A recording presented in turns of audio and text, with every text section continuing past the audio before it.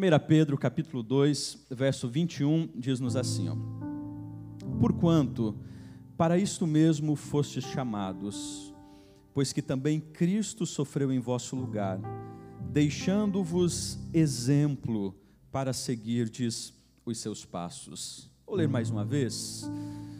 Vamos ler todos aqui no nosso Data Show. Porque para isto sois chamados, pois também Cristo padeceu por nós, deixando-nos o exemplo para que sigais as suas pisadas. Pai, nós te louvamos por essa noite, te louvamos por esse momento tão gostoso de estarmos pensando acerca da sua palavra, refletindo acerca da sua proposta para a nossa vida. A nossa oração é que o seu Espírito venha manter a nossa mente cativa, silencie as vozes do nosso coração, da nossa mente, dos vários entretenimentos e que realmente estejamos abertos para a sua proposta. É a nossa oração em Cristo Jesus. Pode tomar assento, por gentileza. Pensando acerca de um modelo bíblico de espiritualidade, é um assunto que, na verdade, no decorrer destas semanas que passam, destes meses que estão se passando, eu tenho falado sobre este assunto dentro da sala de aula, seja com os alunos na ITBlu, alunos no CTM, e tenho procurado estudar um pouco com mais afinco acerca desta temática, espiritualidade cristã. E quando a gente olha para esta temática da espiritualidade cristã, a proposta de nós conseguirmos vivenciar na prática os princípios do reino, nós vamos perceber que existe um grande desafio relacionado à nossa espiritualidade cristã. E na verdade, mais do que um desafio, nós vamos perceber que existem algumas incoerências muito claras relacionadas à nossa vida de espiritualidade cristã. Alguns anos atrás, na verdade no ano de 2010 e agora 2020 é para ser lançado os dados atuais, o IBGE fez uma pesquisa para realizar a porcentagem ou perceber a porcentagem de protestantes no nosso país. E percebeu-se que havia aproximadamente 42 milhões de protestantes no nosso país, o que equivale a 22% da população brasileira.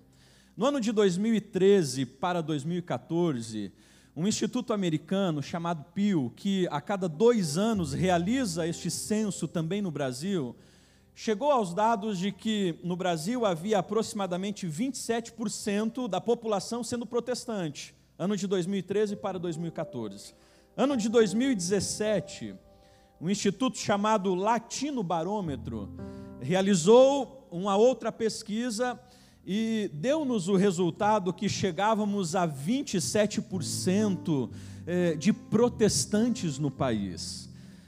Segundo essa análise, nós percebemos que os gráficos apontam um crescimento anual dos protestantes no país. E a gente poderia dizer, pastor, isso é muito bom, isso é extremamente relevante, porque, afinal de contas, se estamos crescendo, é porque estamos nos infiltrando em inúmeras áreas da nossa sociedade, atuando e sendo cristãos, e como cristãos relevantes, provavelmente estamos realizando grandes mudanças onde estamos inseridos.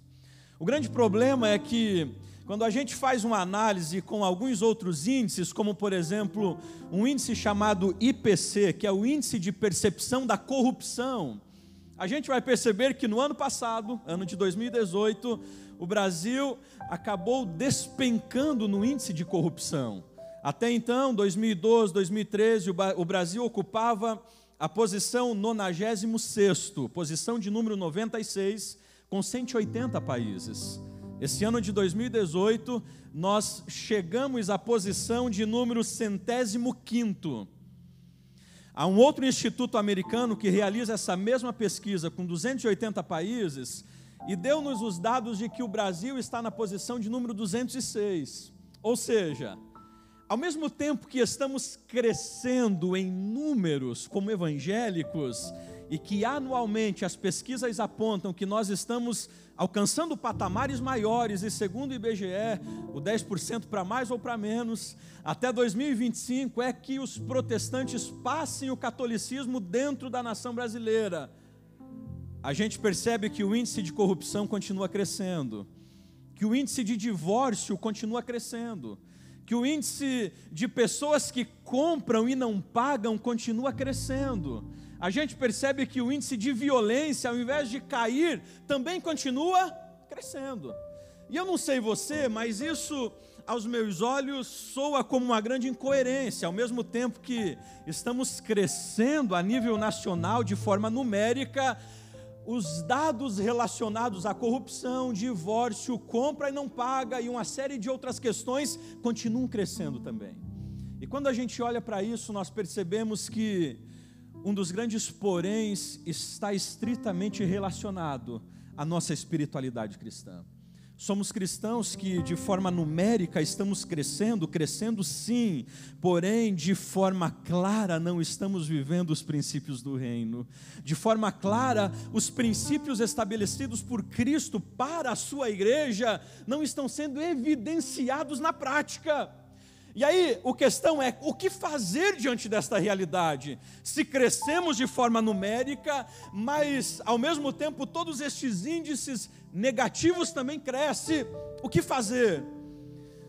E uma das respostas é, precisamos não apenas adotar, mas procurar viver uma espiritualidade bíblica. Precisamos encontrar em Cristo um modelo de espiritualidade para as nossas vidas. É certo que possuímos inúmeros modelos de espiritualidade a nível nacional e internacional, mas a gente precisa, nós como cristãos, precisamos adotar Cristo como modelo de espiritualidade perfeita, porque quando adotarmos Cristo como modelo de espiritualidade perfeita, a gente vai perceber que algumas mudanças poderão ser fatais e ao mesmo tempo de forma transformadora na nossa vida e no ciclo em que nós estamos inseridos. Por isso que eu quero pensar contigo nessa noite acerca de Cristo como um modelo de espiritualidade autêntica para as nossas vidas. O primeiro olhar para a vida de Cristo é justamente para a sua vida comum. Quando a gente olha para o prólogo de João, no capítulo 1, nós encontramos um cântico maravilhoso de João, declarando que o Verbo se fez carne e passou a estar ou habitar entre nós. Eu gosto da expressão de Franklin Ferreira, quando ele diz que Deus veio até nós como um bebê em fraldas e cueiros, numa manjedoura de um obscuro vilarejo afastado da civilização.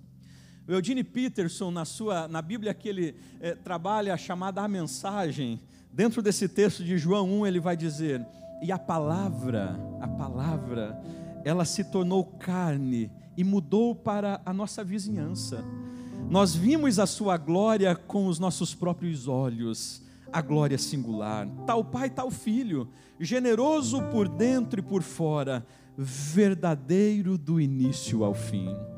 Esses textos, eles, na verdade, relatam a doutrina maravilhosa da encarnação de Cristo, o processo onde o Deus infinito e todo-poderoso agora se torna finito e frágil como um de nós. Mais do que isso, queridos, a doutrina da encarnação é a doutrina do Jesus que se torna humano, que se torna carne, que se torna identicamente como eu e você.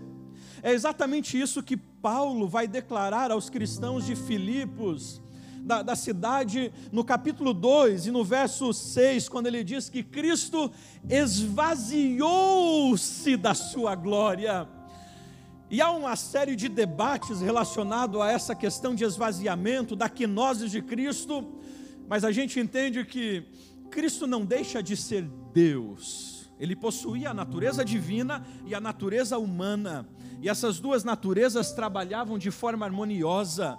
O que Cristo faz no processo da encarnação é abrir mão de fazer uso dos seus poderes.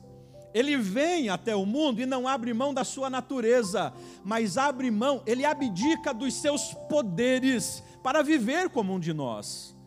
Alguns podem dizer, mas pastor, peraí, ele realizou milagres sobrenaturais.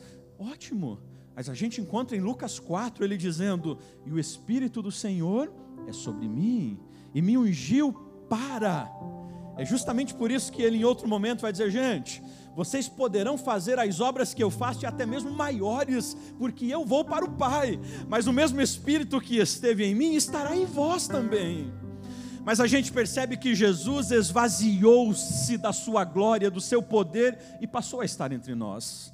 Dessa forma, Jesus sentiu fome como eu e você, sentiu sede. Jesus precisou ser limpado pela sua mãe.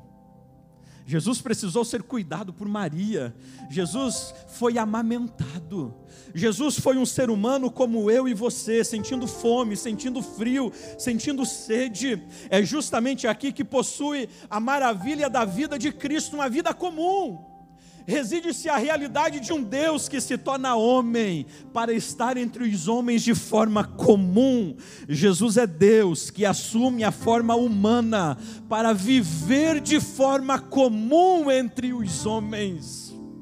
Pastor, qual é a tônica disto? Bom, enquanto Cristo, sendo Deus, encarna-se para tornar-se homem, nós homens queremos encarnar-se para tornar-se Deus.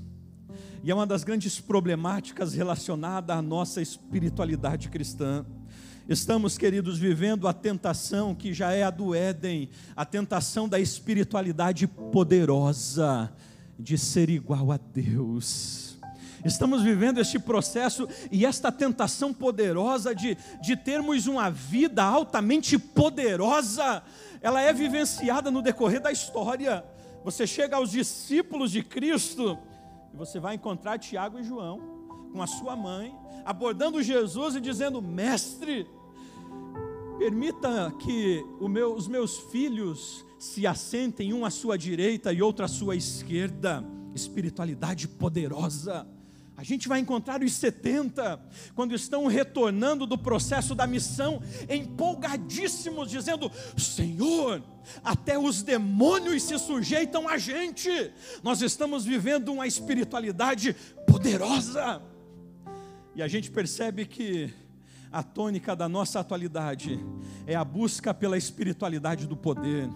A busca por sermos homens e mulheres que focam apenas nos 3 anos e meio de ministério de Cristo. Dá-nos a entender que a vivência de Cristo foi unicamente nos 3 anos e meio de ministério.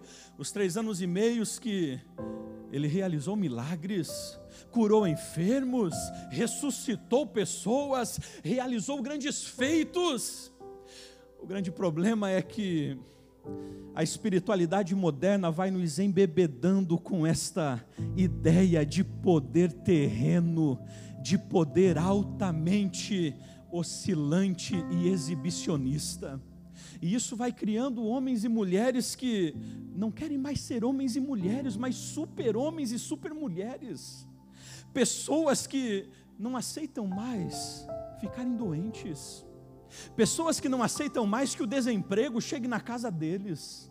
Homens e mulheres com uma mensagem na seguinte tônica: viva, e viva de tal forma, porque você é filho de Deus, e o seu mano é Cristo, logo nós somos pequenos deuses, e a gente declara, e a gente dá ordens, e a gente vai vivendo esta espiritualidade de poderio doentio e distorcido.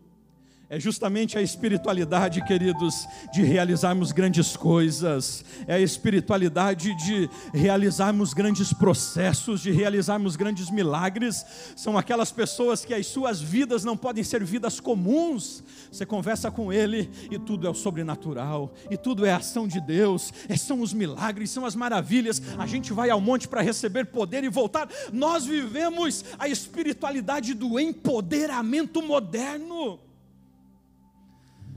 Quando olhamos para os evangelhos, a gente encontra um Cristo não trabalhando com a ênfase dos holofotes, mas da vida comum.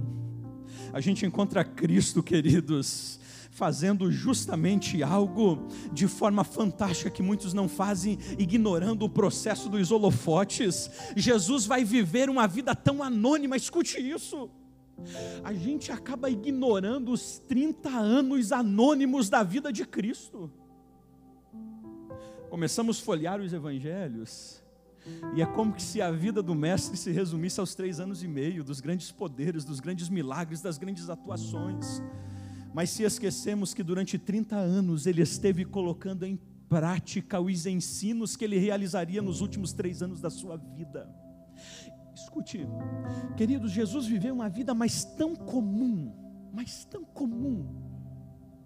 que quando ele resolve declarar eu sou, há um grupo de pessoas reunidas e ele diz: gente, eu tenho uma notícia para vocês. Eles param e ele diz: eu sou.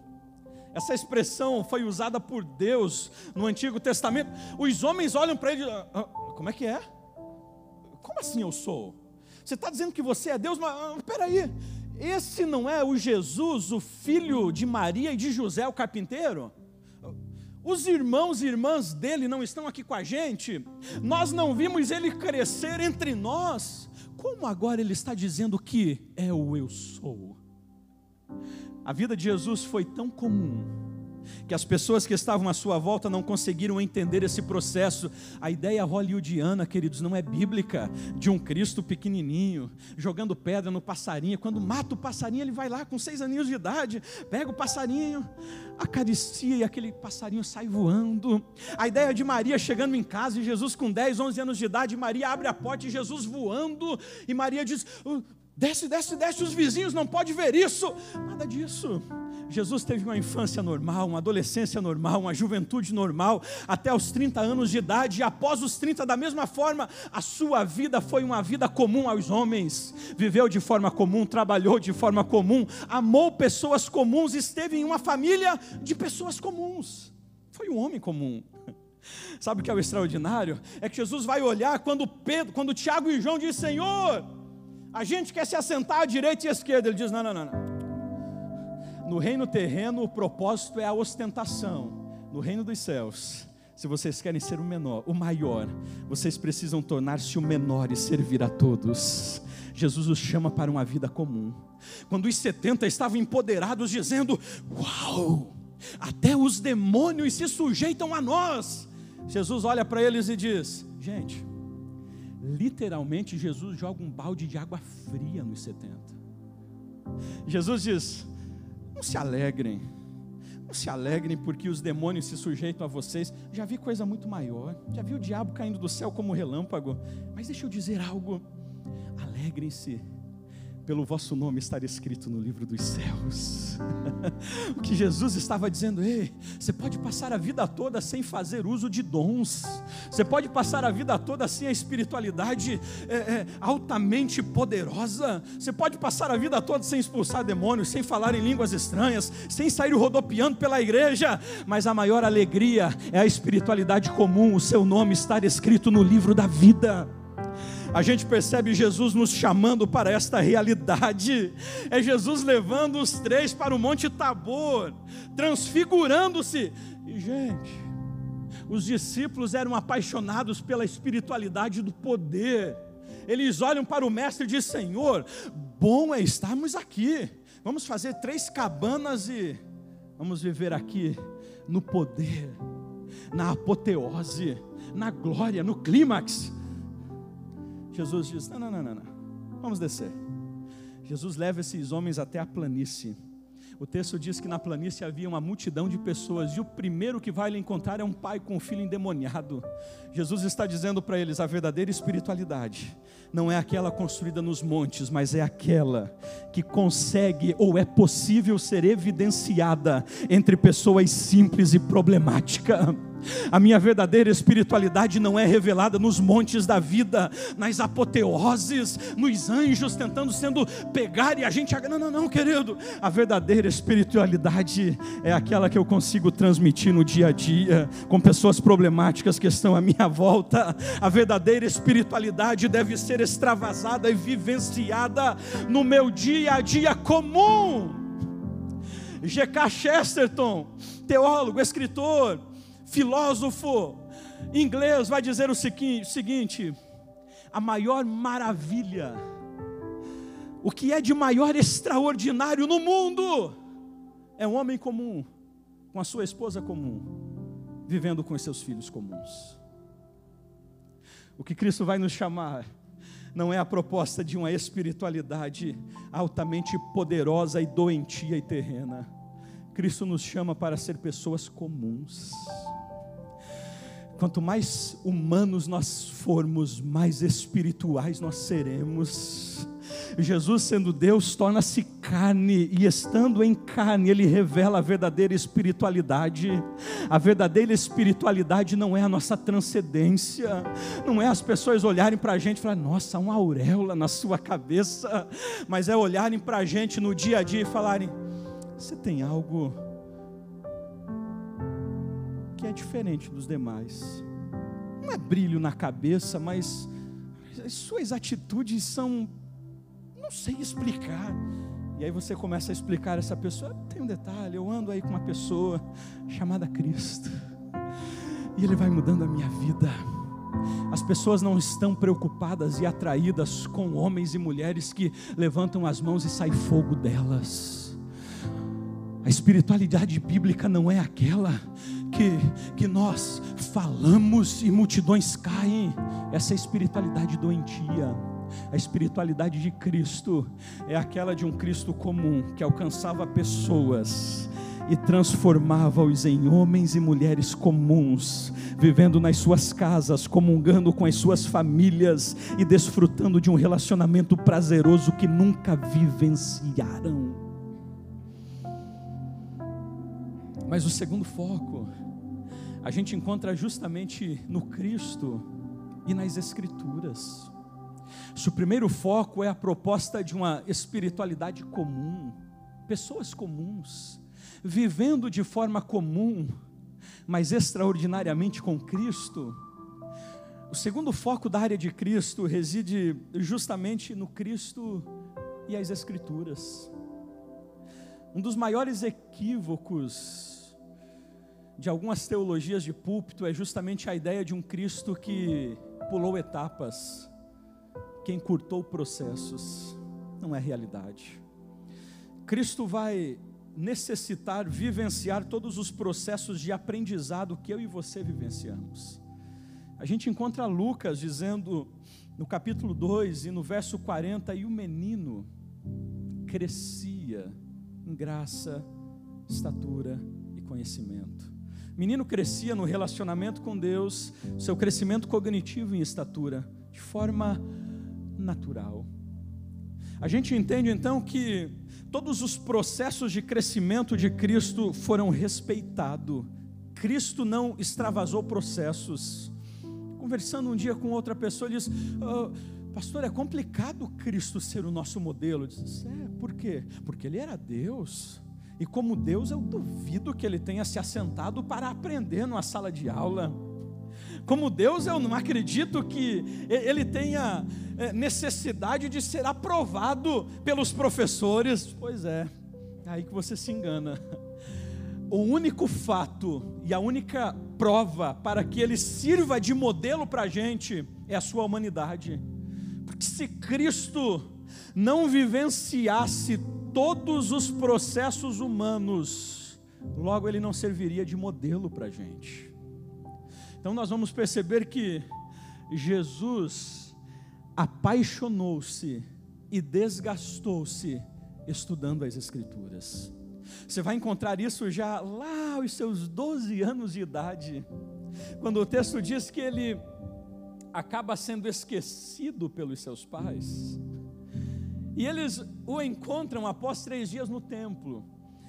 Eu gosto da expressão que Lucas vai dizer, que as pessoas que estavam ouvindo-no maravilhavam-se. Normalmente a gente diz, e os pais de Jesus maravilharam-se dele. Não, gente, pai maravilhando-se de filho, isso é comum. O filho com 1 aninho e meio diz, ou 1 aninho, pá, e a gente já diz, uau. Agora as outras pessoas olharem para um menino, nossa, uau, é isso que Lucas está dizendo. Não apenas isso, a gente vai encontrar um mestre, quando inicia o seu processo de ministério, refutando Satanás com as escrituras. Nós vamos encontrá-lo no templo, na sinagoga, dialogando com mestres da lei e ensinando o povo as escrituras. Nós vamos encontrar Jesus dialogando com homens altamente capacitados, intelectualmente bem instruídos, como Nicodemos em João 3, e Jesus lhes ensinando verdades a partir das escrituras. O que isso revela para a gente? Traz-nos a realidade que Jesus Cristo evidenciou, mastigou, estudou, dedicou-se de forma apaixonada pelas escrituras sagradas. A gente vai perceber que as escrituras eram essenciais na vida de Jesus. A espiritualidade de Jesus vai ser moldada pelas escrituras. É justamente ele que diz, olha, o que eu falo, não falo de mim mesmo, mas falo pelo meu Pai. O que eu declaro a vocês, eu não declaro de qualquer forma, mas eu declaro aquilo que eu vi e vivenciei. A espiritualidade de Cristo é uma espiritualidade altamente bíblica. E aí deixa eu chamar a sua atenção para a seguinte questão. As escrituras, elas precisam ser o ponto de partida para uma espiritualidade cristocêntrica. As nossas emoções, elas não são crivos para uma espiritualidade bíblica, mas sim as escrituras. É a palavra de Deus que deve formar a nossa espiritualidade bíblica. Querido, o que forma a nossa espiritualidade, a forma como nós realmente desenvolvemos a nossa vida cristã, não são as nossas emoções. Jeremias vai declarar que as nossas emoções são enganosas. Enganoso é o coração do homem. O que Jeremias está dizendo é que, se você trabalha na área de contabilidade, de finanças, você sabe muito bem disso. Você gera um relatório, e a maior dor de cabeça para alguém que trabalha nessa área é quando o problema está com, quando o sistema está com um problema, e você tem um relatório gerado com dados errados. O que Jeremias está dizendo é, o seu coração, as suas emoções são enganosos. Se você recorrer a ele, ele pode te gerar alguns relatórios de gráficos de que nós estamos muito próximos a Deus, mas a realidade é que podemos não estar. É por isso o devido cuidado com a espiritualidade do sentimentalismo. Meus irmãos, eu estava orando esta madrugada e Deus me deu um norte novo para este ano, e a partir deste ano nós realizaremos isto. Mas isso está nas escrituras? Não está, mas é algo novo que Deus... Não, a nossa espiritualidade é enganosa. Querido, Deus me direcionou e eu creio que dessa forma as coisas... Não, mas não é bem isso que diz na Bíblia, não, mas foi Deus quem me disse enquanto eu estava durante um período intenso de consagração e jejum. Espiritualidade que está vivendo nas emoções é perigosa. A nossa espiritualidade precisa ser uma espiritualidade bíblica. E pasmem os senhores, a grande dor é justamente a realidade de que a espiritualidade moderna não tem trabalhado com o foco das escrituras, tanto na vida pessoal como na liturgia de reuniões. Deixa eu te fazer uma pergunta, não responda para mim. Quanto tempo a gente investe por semana no estudo sério das Escrituras. Preste atenção nisso. Qual foi a última vez que a gente investiu grana em um curso sério que tratasse acerca das Escrituras? John Piper, alguns dias atrás, alguns meses, faz uma chamada aos cristãos dizendo: ei, não invista as suas manhãs em entretenimentos como Facebook, WhatsApp e Insta.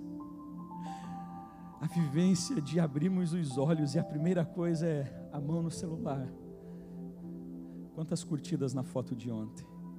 E ali passa-se 20 minutos, meia hora, 1 hora. E ele vai dizer: ei, foque os primeiros momentos da sua manhã em uma leitura real e verdadeira nas Escrituras. Delicie-se nas primeiras manhãs em um período de oração com o seu Deus, e isto estará moldando a sua vida. A gente precisa, queridos, entender a realidade que as Escrituras, elas formam a nossa espiritualidade cristã. Algo que eu estou tratando com os alunos é a realidade de 3 aspectos da nossa espiritualidade e que elas são decisivas na nossa vida. O primeiro se diz respeito aos dogmas. O primeiro aspecto da espiritualidade verdadeira se diz aos dogmas. O que é o dogma? É aquilo que você crê, são as suas doutrinas bíblicas. As doutrinas bíblicas. Então o nosso dogma é aquilo que está nas Escrituras, são as doutrinas bíblicas. O segundo aspecto da espiritualidade cristã verdadeira são os valores, que diz respeito à nossa ética, à nossa moral. É aquilo que a gente toma decisões a partir daquilo, da nossa ética, da nossa moral. E o terceiro aspecto da espiritualidade diz respeito à nossa prática de vida, aquilo que realizamos no nosso dia a dia. Então preste atenção em algo que é muito bacana aqui. O que transforma homens e mulheres em verdadeiros cristãos não é o processo de chegar aqui na frente, levantar as mãos e fazer a oração de confissão. Este é apenas o pontapé. A partir disso existe um processo gigantesco que é necessário que seja feito. Qual é esse processo? Veja, dogmas é aquilo que eu creio. Essa pessoa, a partir desse momento que ela foi inserida na comunidade dos salvos, ela precisará dedicar a sua mente às Escrituras Sagradas, ao estudo das Escrituras Sagradas, dos dogmas. A partir desse momento, novos valores, novos princípios começarão a ficar claros na sua mente. São dogmas, são doutrinas. Essas doutrinas que ele está estudando, quem é Deus, quem é Jesus Cristo, quem é o Espírito Santo, o que é o fruto do Espírito, o que é o novo nascimento. Enquanto você está estudando esses dogmas vão alterando os meus valores de vida, vão alterando a minha ética. E ao passo que eles vão alterando a minha ética e os meus valores de vida, eu vou alterando a forma que eu evidencio na prática e no dia a dia. Então veja, aquilo que eu acredito muda aquilo que se chama valor em mim, que precisa ser evidenciado na prática do dia a dia. E aí aqui está o grande problema.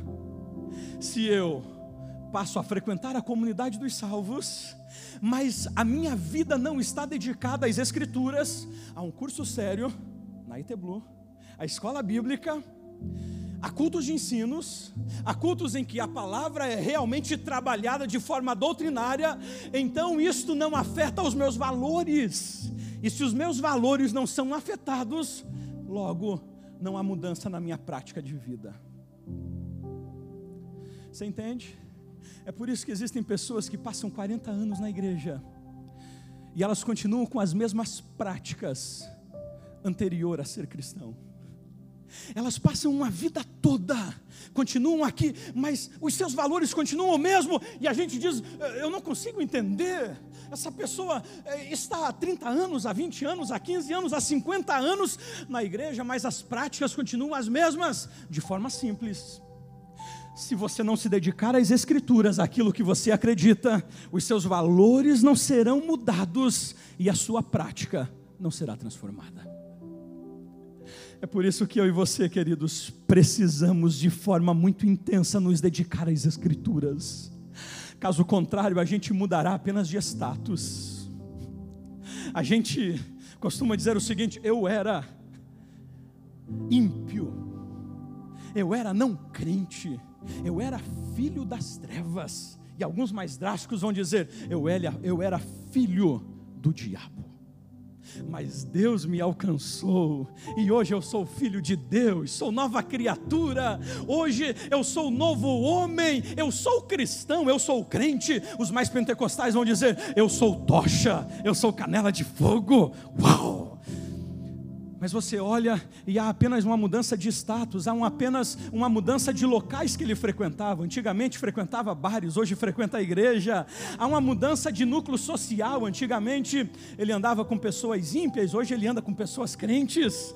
Antigamente há uma mudança na forma de falar. Antigamente ele falava como os demais do mundo, hoje ele fala, e aí vaso, está no manto. Só que você olha para as suas práticas e são as mesmas. É porque as Escrituras não moldaram a sua mente. Se as Escrituras não moldaram a sua mente, os seus valores não foram transformados. E é a partir dos valores que a nossa mudança acontece no dia a dia. Escute isso. Há um tempo atrás eu ouvi, não sei de quem, há muitos anos, mas de vez em quando eu uso essa expressão. Imagine vocês que eu chego aqui nessa reunião hoje e digo, gente, estou atrasado, porque eu estava vindo aqui na Via Expressa a 110 por hora, e um caminhão na direção contrária a 110 por hora pula para o meu lado, e a gente colide de frente, mas eu consegui chegar aqui a tempo. Vai dar esse meu sorrisinho assim, você vai olhar para mim e vai dizer, de duas umas, pastor, ou o senhor está louco, ou é mentiroso, porque colidir a 110 por hora com um caminhão, e continuar bonitinho, não tão bonitinho, mas continuar assim, inteirinho como está, alguma coisa está errada. A gente costuma dizer, tive um encontro com Deus. Deus é muito maior que um caminhão. Se eu realmente tive um encontro com Deus, é necessário a evidência de mudanças diárias na minha vida. É impossível eu ter um encontro real com o Senhor e a minha vida continuar a mesma. Pastor, mas como eu encontro Deus nos montes da vida? Não, a gente encontra Deus nas Escrituras Sagradas. Toda vez que eu me achego nas Escrituras Sagradas, é o momento que eu estou indo ao encontro de Deus, e não há um único momento que eu me chegue ao encontro de Deus e saia da mesma forma. Com muito carinho, diga para quem está ao seu lado, vamos orar, estudar um pouquinho mais. Eu acho certeiro a expressão de Moody, quando Moody vai dizer, ei, de 100 homens, um lerá as Escrituras, 99 lerão os cristãos. E aí, olha só que interessante, a gente chama isso de um ciclo. As pessoas olharão para nós e lerão as nossas atitudes, perguntarão, uau, você tem umas atitudes diferentes. A partir do momento que eles olham para as minhas atitudes e questionam-me, eu direi os meus valores. E os meus valores nascem dos dogmas da Escritura. Essa pessoa então chegará até mim pelas minhas ações, ouvirá os meus valores que nasceram dos dogmas. Quando ela for alcançada, eu estou falando para ela sobre os meus dogmas. Os dogmas que eu estou ensinando a ela mudarão os seus valores e transformarão as suas atitudes. vida de Jesus fluía das Escrituras. Você vai ver as Escrituras em Cristo e Cristo nas Escrituras. Eu e você, queridos, precisamos nos comprometer seriamente com as Escrituras sagradas. Nós precisamos de forma muito verdadeira comprometer a nossa espiritualidade diariamente. Eu estarei tendo um encontro todos os dias com Deus. Como, pastor? Indo nas inúmeras vigílias. Isso é bom, mas isso pode não te proporcionar encontro. O nosso encontro verdadeiro e real com Cristo é nas Escrituras. Não deixe de frequentar cultos de terça. É Deus sendo exposto através das Escrituras e mudando a nossa vida.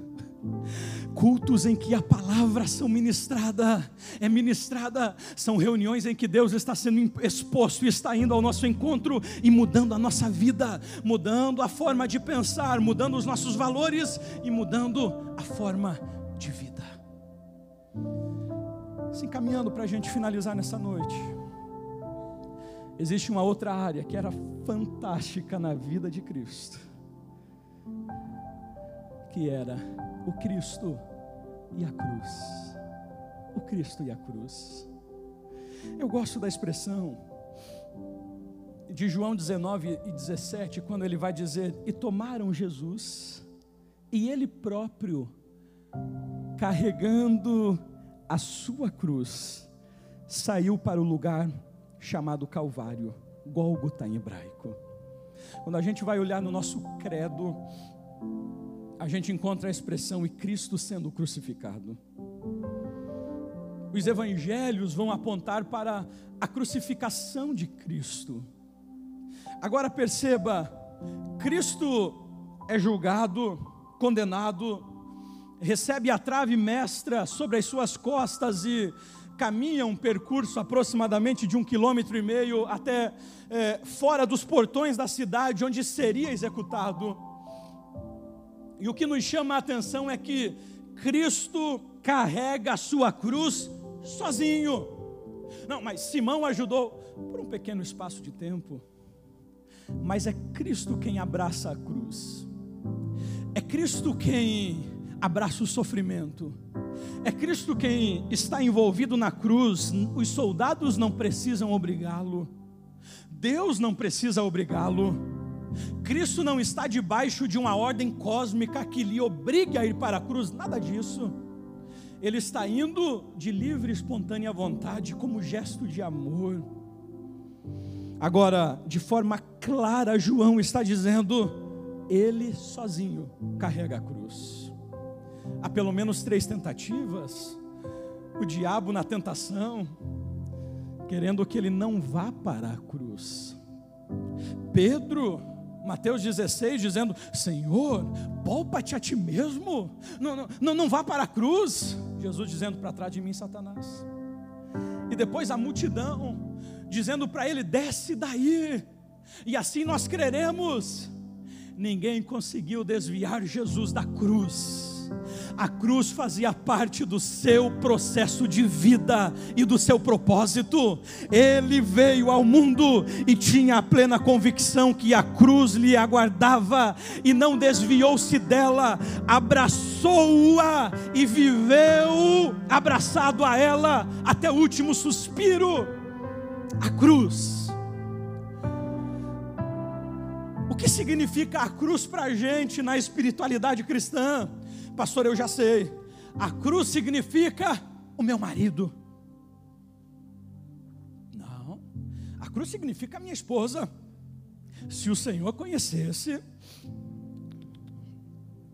A cruz significa os meus filhos. Não, já sei. A cruz significa o meu gerente. Que cruz pesada. Não. Esses são processos benéficos de Deus para nos tornar melhor, mas não é cruz. A cruz está falando algo muito pessoal.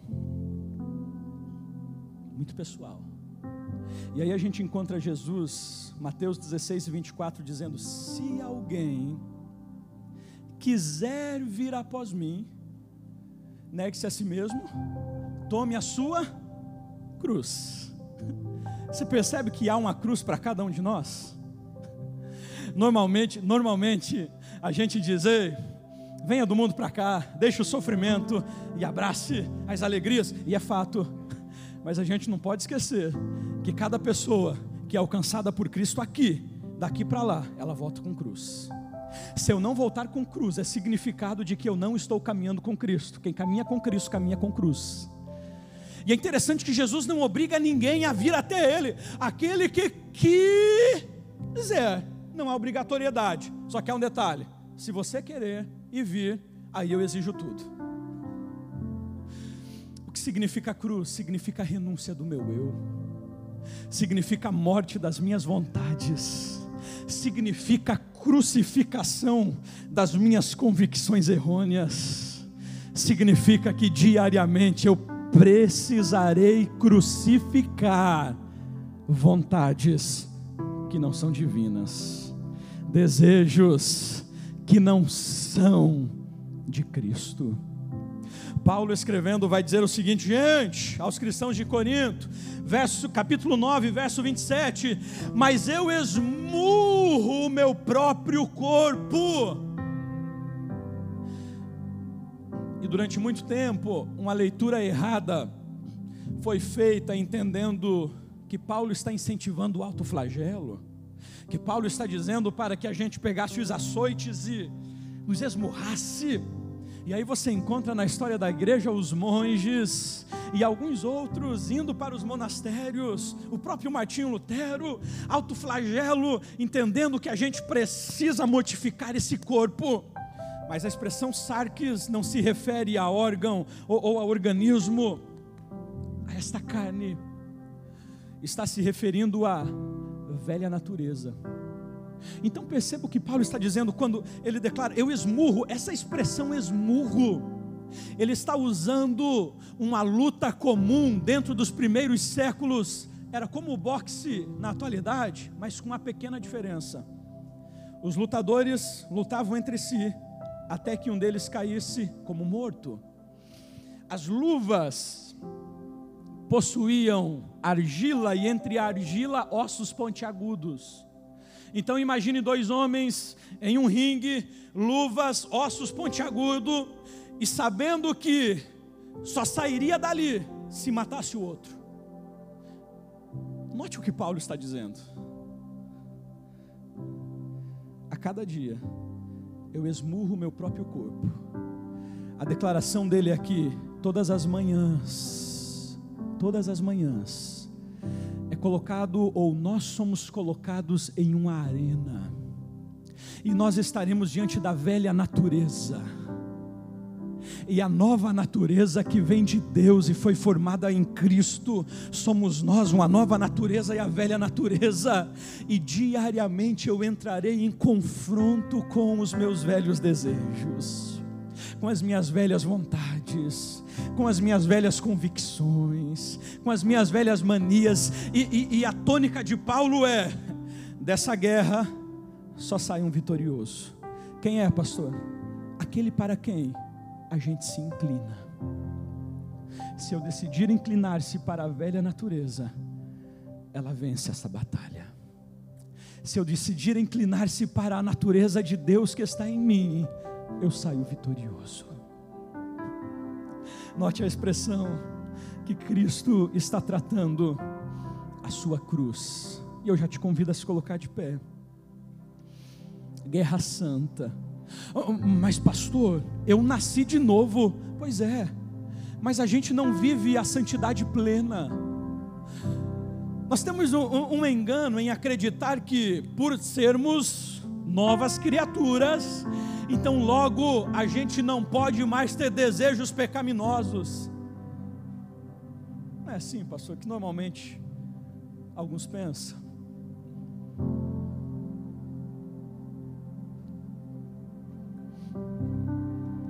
Bata no seu peito e diga assim: aqui dentro existem duas naturezas. A que eu me inclinar, será que sairá vitoriosa. Você entende isso? A santidade plena se dará quando o nosso corpo for glorificado. Até lá, diariamente, a gente vai arremangar a manga da roupa, entenda isso, e a gente vai para a guerra. Diariamente desejos nebulosos tentarão assaltar o meu e o seu coração. Já dizia certo escritor que se Deus lançasse em um telão os nossos desejos, todos seriam humilhados. Agora, pastor, o que eu faço? Martinho Lutero vai dizer, gente, essa frase é comum. Gente, você não consegue impedir que os pássaros voem sobre a sua cabeça, não tem como, mas você pode impedir que eles façam ninhos sobre ela. A gente precisa vencer essa guerra, mas a gente vence com a cruz. Eu finalizo nessa noite. O que é ser guiado pelo Espírito então? O que é ter essa espiritualidade viva? Ser guiado pelo Espírito não é sair rodopiando pelo corredor, não. Ser guiado pelo Espírito não é sair pulando, gritando e falando umas coisas boas, e a gente às vezes tem essa vontade. Mas eu faço essas loucuras em casa, lá no quarto. Gente, às vezes como pentecostal gosta, mas isso não é ser guiado pelo Espírito.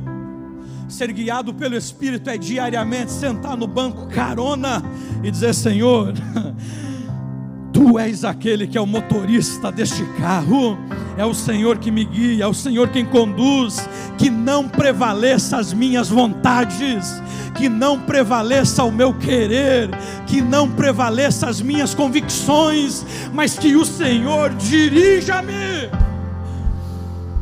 porque eu abraço a minha cruz. A gente precisa ter Cristo como modelo de espiritualidade. Quando a gente tem Cristo como modelo de espiritualidade, meu irmão, a gente não vive mais no comodismo. Pastor Lediel, você pode servir de referência como Cristo? Esse homem bonito, né? Fica aqui de pezinho. Eu estou aqui. Agora entenda, corre aqui, Adolfo, corre aqui, corre. Entenda, a nossa tendência, corre, Adolfo, chega aqui embaixo. A nossa tendência como cristãos normalmente, isso é só uma hipótese, a gente procura medir-se a partir daqueles que nós julgamos estarem abaixo da gente. E aí eu olho e digo, rapaz, eu estou melhor, eu estou bom, a minha espiritualidade está boa. Por quê? Porque olha bem, Adolfo não vem no culto de terça, eu venho. Adolfo não é muito dizimista não, eu sou. Adolfo está com essa barbinha e eu não. Está sem cabelo e eu estou com cabelo. Adolfo nem está de gravata e eu estou de gravata. Olha só, ele faz algumas coisas que eu não faço. A minha espiritualidade está boa. Quando a gente olha para os outros, normalmente que julgamos ser inferiores a nós nos acomodamos. Agora eu acho fantástico Paulo escrevendo aos cristãos de Coríntios, capítulo 11, verso 1. Ele revela algo que ele vai dizer lá em Filipenses 3. Ele escreve para os irmãos de Filipos e diz, gente, não que eu já tenha alcançado. E aí você olha e diz, como assim? Um homem que sobe ao terceiro céu, teólogo por excelência, plantador de igreja, formador de líderes, um homem que poderia se assentar sobre os louros das suas conquistas, está dizendo que não alcançou ainda algo. Que loucura é essa, Paulo? Aí Paulo, escrevendo aos cristãos de Coríntios 11:1, vai dizer, sejam meus imitadores, assim como eu sou de Cristo. O que Paulo estava dizendo é o seguinte, sabe por que eu não me acomodo? Porque eu não procuro referências que entendo que estão abaixo de mim, mas eu procuro olhar para Cristo. E todas as vezes que eu olhar para Cristo, eu vou perceber que preciso subir um passinho a mais, que preciso crescer um pouquinho mais, mas eu cresci hoje mais do que ontem. Pois é, mas você ainda não está na estatura de Cristo. Pastor, e quando nós conseguiremos? Quando chegarmos lá, seremos a estatura de Cristo. O que eu faço com a minha espiritualidade? Obrigado, Cristo. Olhe para Cristo. Cristo. Eu não vou fazer um convite, vou pedir para você dar a mão para 2 ou 3 pessoas onde você está, porque eu entendo que somos todos nós que precisamos rever a nossa espiritualidade. Talvez até aqui, queridos, em alguns momentos nós temos modelos que são modelos que julgamos ser inferiores, e isso nos mantém em um patamar de comodismo, de sedentarismo espiritual. Nos assentamos nos locais em que estamos e achamos que está bom demais. Mas se hoje a gente olhar para Cristo e dizer: é Ele que eu quero ter como modelo,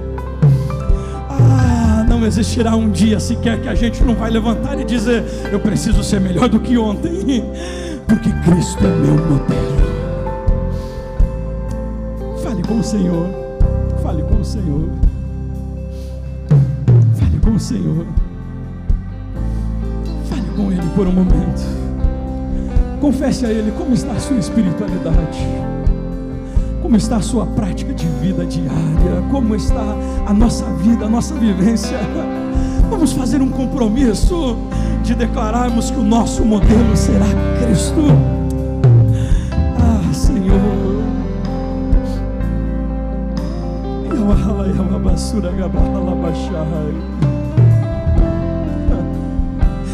que eu alabagai, que eu requeleçoreguelei, que eu ebençou galaiachou. A gente precisa tê-lo como modelo.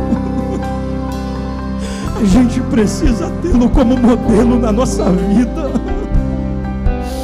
Ah, Senhor, não permita que nós venhamos viver uma espiritualidade enganada, sendo guiados pelas nossas emoções, pelos nossos sentimentos, por modelos humanos que julgamos serem inferiores a nós. Não, Senhor, eu quero tê-lo como modelo da minha espiritualidade.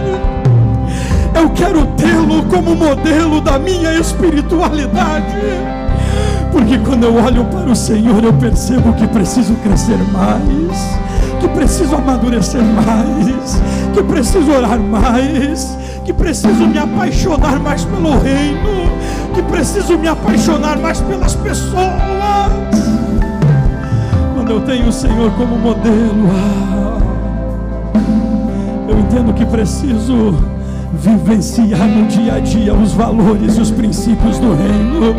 Senhor, gera em nós nesta noite os teus valores, gera em nós os teus princípios, gera em nós, Senhor, o seu caráter, gera em nós o seu caráter, que seja explícito em nós o seu caráter.